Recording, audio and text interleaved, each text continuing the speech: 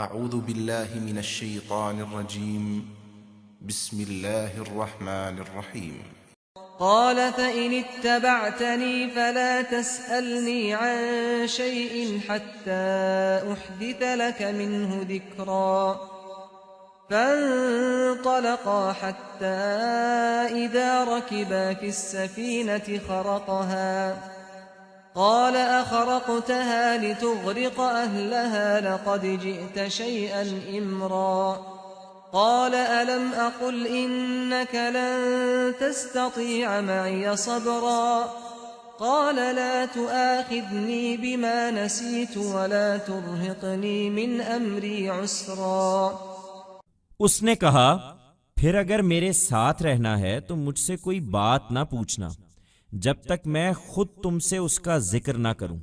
بالآخر وہ دونوں چل پڑے، یہاں تک کہ جب ایک جگہ کشتی میں سوار ہوئے تو اس شخص نے کشتی میں چھید کر دیا۔ موسیٰ نے کہا آپ نے اس میں چھید کر دیا تاکہ سب کشتی والوں کو ڈبو دے؟ یہ تو آپ نے بڑی ہی عجیب حرکت کر ڈالی ہے۔ اس نے کہا میں نے کہا نہیں تھا کہ تم میرے ساتھ صبر نہیں کر سکو گے۔